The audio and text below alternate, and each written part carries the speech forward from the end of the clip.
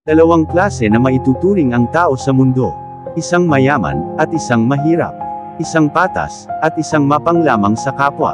Dito sa bidyong ito, tunghayan natin ang palabas na pinamagatang 7 Prisoners, kung saan, sinubukang makikipagsapalaran ng mga binatilyo sa ibang lugar upang magtrabaho, upang sa gayon, ay may ahon nila sa kahirapan ng kanya-kanya nilang mga pamilya, subalit, sadyang mapaglaro ang tadhana, na sinasabayan ng mga iilang taong mapanglamang at mapagsamantala sa kapwa. Ano kaya ang mangyayari sa mga binatilyong ito, at bakit sila tinatawag na mga Priso? This is Pusik Station Movie Recap. Sa umpisa ng ating kwento, maagang tinapos ni Matias ang pagkabit ng iilang bahagi ng dingding sa kanilang bahay, at pagkatapos nito ay ang kanilang pag-aalmusal kasama ang kanyang dalawang kapatid na babae, at ang kanyang ina. Pinilhan ng kanyang ina, ng isang damit si Matias upang maisuot sa kanyang biyahe patungo sa syudad, dahil nakatakda itong sunduin ng recruiter na si Gilson, dahil ayaw ng ina, nabibiyahe itong si Matias na punit-punit ang damit nito, na siya naman pinanghinayangan ni Matias, dahil ang katwiran nito hindi na daw kailangang bago pa ang damit na kanyang susuotin sa biyahe. Maya-maya pa ay dumating na ang recruiter na si Gilson, loolan ng isang van, at saglitang nakipagkilala, at nakipag-usap sa ina ni Matias na si Ana. Nag-abot ng pera si Gilson sa ina ni Matias at sinabi na umpisa pa lamang ito, kapalit ng pagseserbisyo ni Matias sa kanyang magiging amo. At pagkatapos magpaalam ni Matias sa kanyang mga kapatid at magulang ay agad na silang umalis.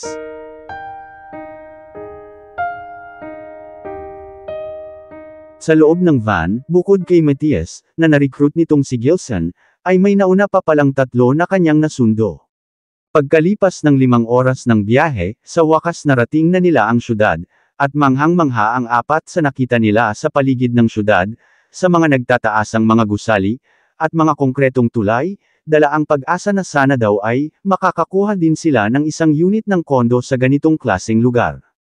Pagdating nila sa lugar kung saan sila magtratrabaho, ay agad lumabas si Luca at nagpakilala sa kanila. Nagkaroon ng kunting pag-uusap sina Gilson at Luca, pagkatapos, ay agad nagpaalam na itong si Gilson at umalis.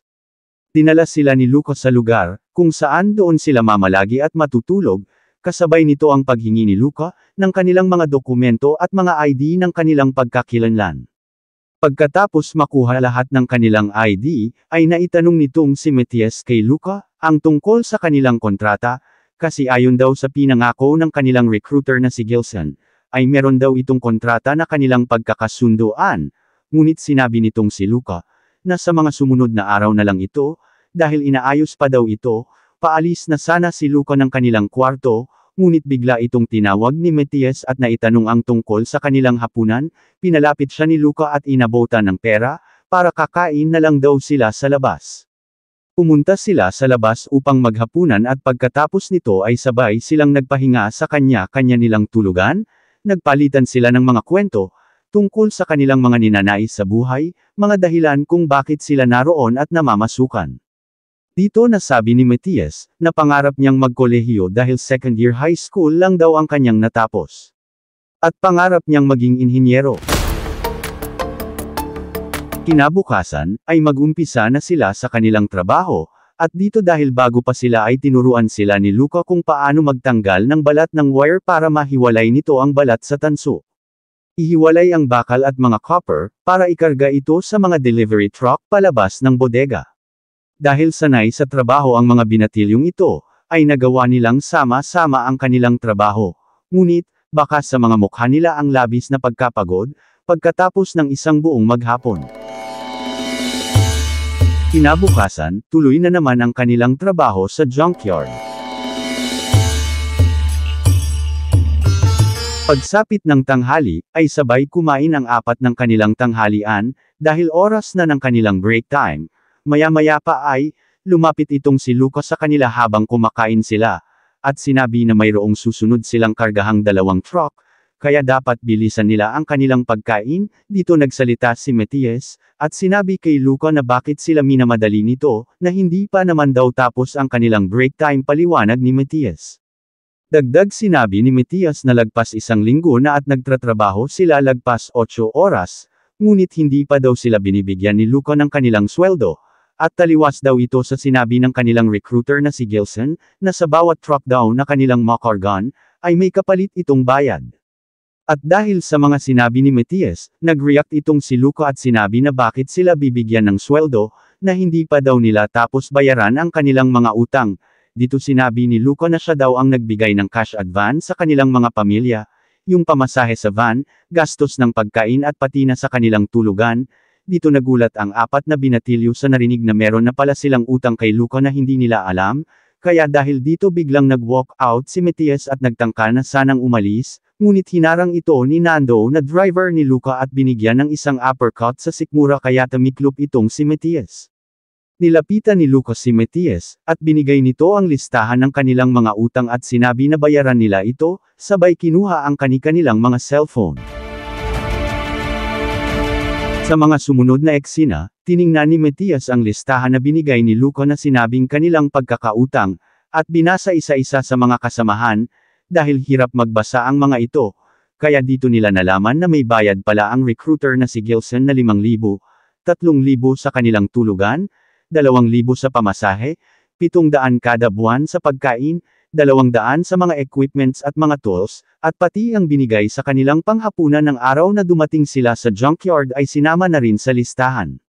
Galit na galit ang mga kasama ni Matias sa narinig tungkol sa kanilang pagkakautang, kaya sinabi ni Matias na aalis na sila, ngunit nagsalita ang isa nilang kasama na kung nagastos ito ni Luca para sa kanila, ay dapat nila itong bayaran, at di dapat tatakbuhan.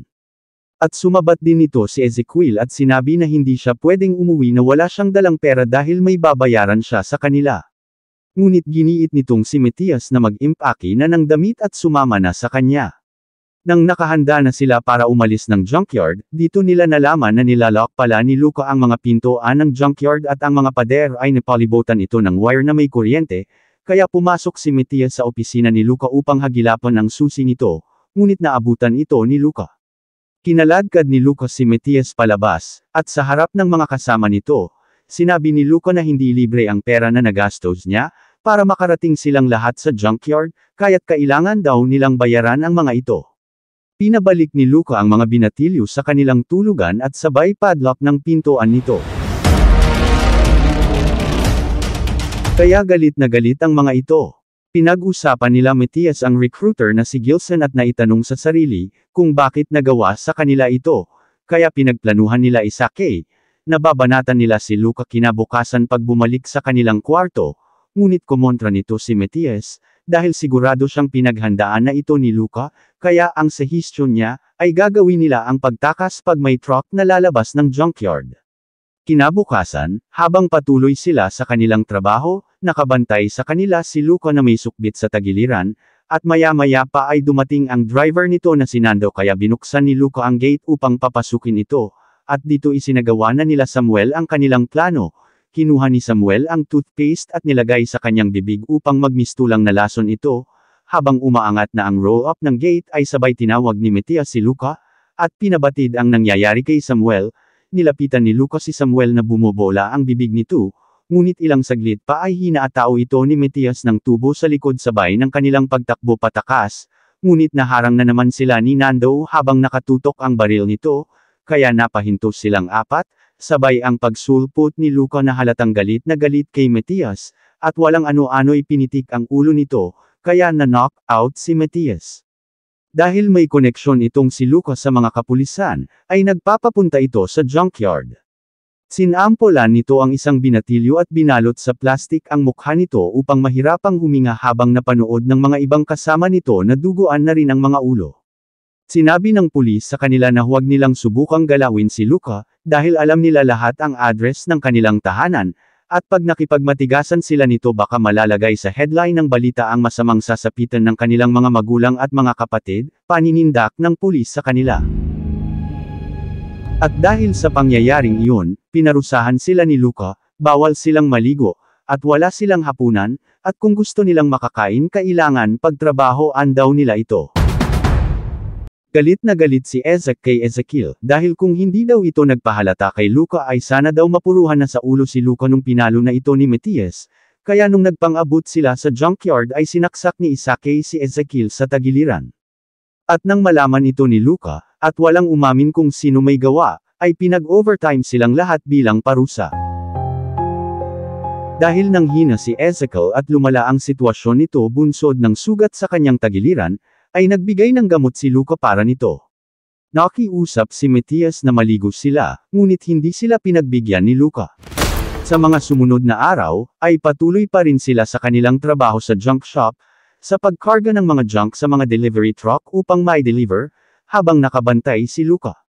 Nung gabi na pinakain na sila ni Luka, dahil maganda ang kita ng junk shop ng mga linggong iyon, ay dito pinayagan na silang maligo.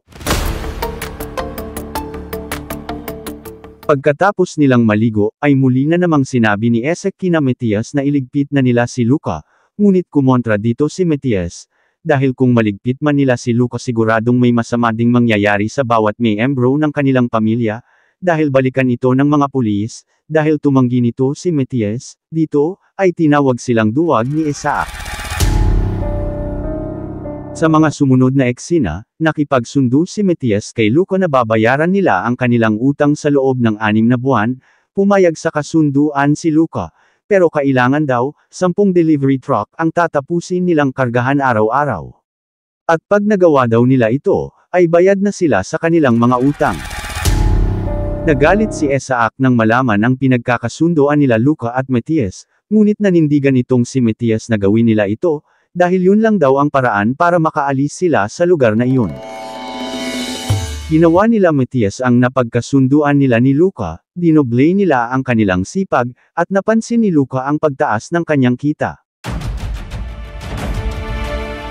Pinalinisan ni Luka ang opisina kay Matias, at habang naglilinis si Matias, narinig ni Matias ang kausap ni Luka sa kabilang linya, at patungkol ito sa kontrata ng trabaho at nabanggit dito ang pagkakaroon ng ocular visit sa junk shop.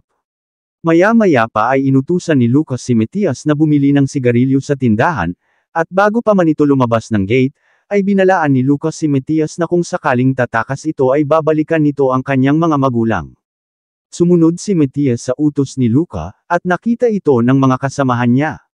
Pagbalik ni Matias sa junk shop dala ang sigarilyo, nabasa niya ang papel na may kaugnayan sa kontrata ng junk shop kaya binasa ito ni Matias habang narinig ni Luka, ngunit nagalit dito si Luka kaya sinubsob nito si Matias sa lamesa at sinabi na huwag siyang pangunahan, dahil marunong din daw siyang magbasa.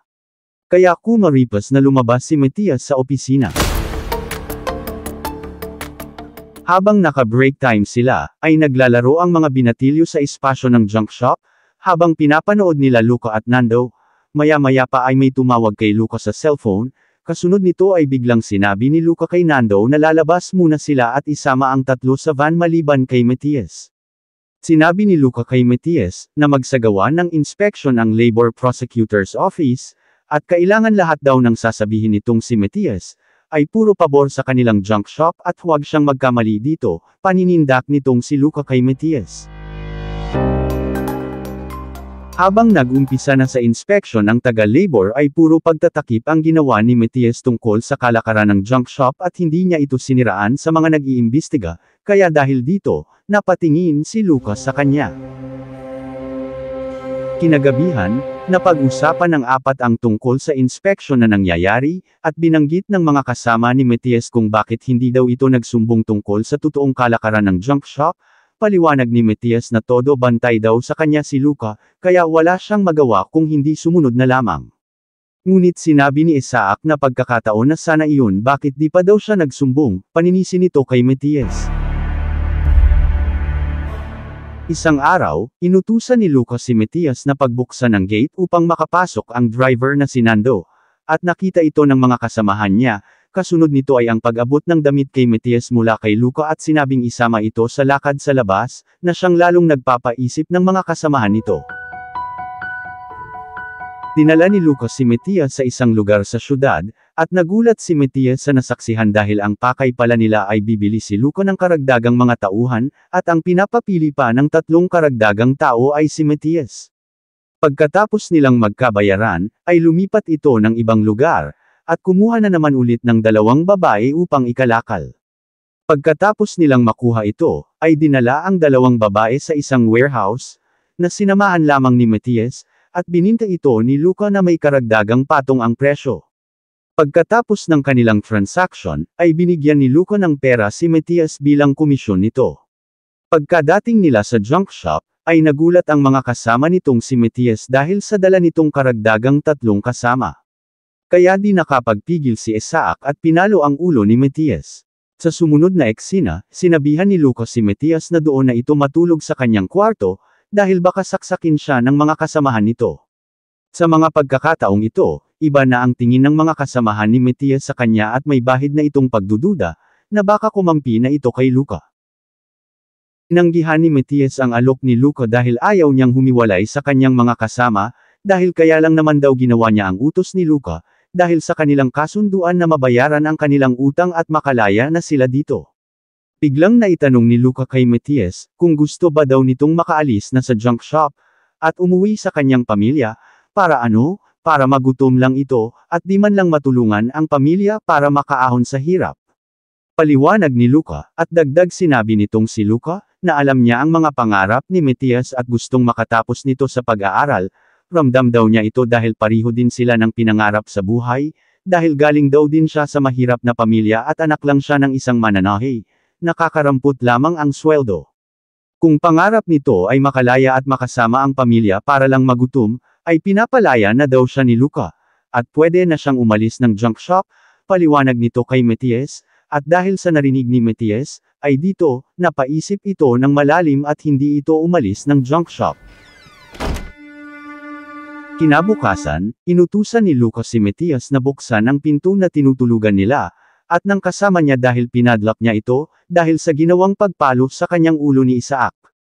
Pinigay kay Matias ang susi, at ang baril nito.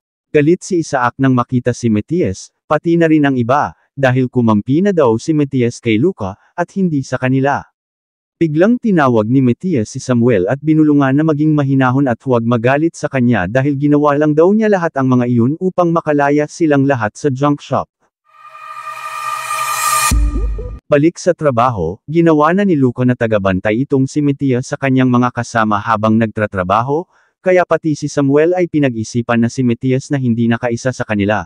Ngunit sinabi ni Matias na gumawa lang siya ng paraan upang mapabilis ang paglaya nila sa junk shop at huwag siyang pag-isipan ng masama, dahil labag daw sa loob niya ang lahat na utos sa kanya. Kinaumagahan, dahil sa pagsunod ni Matias sa mga utos ni Luca, sa pagkakataong ito, ay binalik na kay Matias ang cellphone niya. Tinawagan agad ni Matias ang kanyang mama sa probinsya at kinumusta, at dito, nagulat si Matias sa sinabi ng mama niya at binanggit ang malaking padala niyang pera, at dito napaisip si Matias kung sino ang nagpadala ng pera sa kanyang ina. Dito sinabi ni Luca na pinadalhan niya ng pera ang kanyang ina at umpisa pa lamang ito, di nakapagsalita si Matias sa narinig mula kay Luca. Lumaon ng lumaon ay tila nagkasundo na si Luca at Matias, na pati sa happy-happy nitong si Luca, ay sinasama na nito si Matias. At ito'y napapansin na rin ng mga kasama nito sa trabaho. May pagkakataon na pwede na sanang iligpit ni Matias si Luca paglasing ito ngunit hindi niya ito magawa. Sa halip, sinasamantala niyang paglasing si Luca, ay binibilhan niya ng pagkain ang mga kasama niya, at pinapakain ito habang tulog si Luca. Kinumpronta si Matias ng mga kasamahan nito dahil nakikita nilang labas-pasok na si Matias kasama si Luca, at tila kinalimutan na daw nito ang kanilang plano na makalaya. Pinagsalita nila si Matias kung ano ba talaga ang plano nito ngunit, di ito sinagot ni Matias at inalisan sila. Sa kasunod na araw, sinama si Matias ni Luca sa bahay ng isang politiko at dito nalaman ni Matias na ang may-ari pala ng junk shop ay ang politiko, at katiwala lang pala itong si Luca. At dahil kampanya ay gusto ng politiko na kunin si Luca upang makatulong dito, at iba na ang ipalit na magpapatakbo ng junk shop. Tinanong ni Matias kay Luca kung paano na ang mga kasama niya, dahil iba na pala ang hahawak ng junk shop, masusunod ba daw ang kanilang kasunduan na palayain sila pag natapos na bayaran ang mga utang nito, ngunit hindi ito sinagot ni Luca, sa halip inoperan siya ng ibang trabaho ni Luca, at pinapapili nito si Matias, kung tanggapin nito ang alok sa kanya o manatili siya kasama ang mga kasamahan niya sa junk shop. Dinala ni Lucas si Matias sa bahay nila at pinakilala sa kanyang ina, at dito nalaman ni Matias ang buong pagkatao nitong si Luca, na matulungin daw ito sa mga kapatid at sa kanilang pamilya, at sinabihan itong si Matias ng nanay ni Luca na huwag siyang humiwalay nito at para malayo daw ang mararating nito sa buhay. Balik sa junk shop, sa oras ng trabaho, ay nagtangkang tumakas itong si Samuel, ngunit nahabol ito ni Matias. Nagalit si Lucas sa ginawa ni Samuel at gusto na itong ipaligpit ni Lucas sa mga pulis, ngunit pumihil nito si Matias, at imbis ilugpit ito ay tinawagan lang ang pulis at pinapapuntahan ang mga magulang ni Samuel upang ito'y takutin lamang. Pinuntahan ng mga pulis ang bahay ni Samuel upang takutin ang mga magulang nito, at nag-send ng picture sa cellphone at pinakita ito ni Matias kay Samuel, at dahil sa nakita, ay napasigaw si Samuel sa sobrang galit. Pumunta sa junk shop si Rodney, ang bagong papalit kay Luca na mamamahala dito, at dito tinuro ni Lucas si Samuel dahil tinatanong nito kung sino dito ang gustong tumakas. Nabanggit ni Rodney kay Luca kung bakit 6 lang sila, kasi ayon sa kanyang pagkakaalam, ay 7 daw sila dito, ngunit giniit nitong si Luca na 6 lang sila. Pagkatapos makarga ni Matias sa sasakyan lahat ng mga gamit nitong si Luca, ay tiningnan niya lahat ang mga kasamahan niya, habang silang lahat din ay nakatitig ng masama kay Matias. Pinaandar na ni Luca ang sasakyan at kasamang sumakay dito si Matias. Sa loob ng sasakyan ay baka sa mukha ni Matias ang pagkaawa niya sa kanyang mga kasamahan ngunit wala siyang magawa dahil mas pinili niya ang kanyang sarili at humiwalay sa mga kasamahan niya upang matutulungan niya at may ahon sa hirap ang kanyang pamilya. At dito nagtatapos ang ating kwento. Hanggang sa muli, stay safe mga idol. I love you all. This is Pusik Station Movie Recap.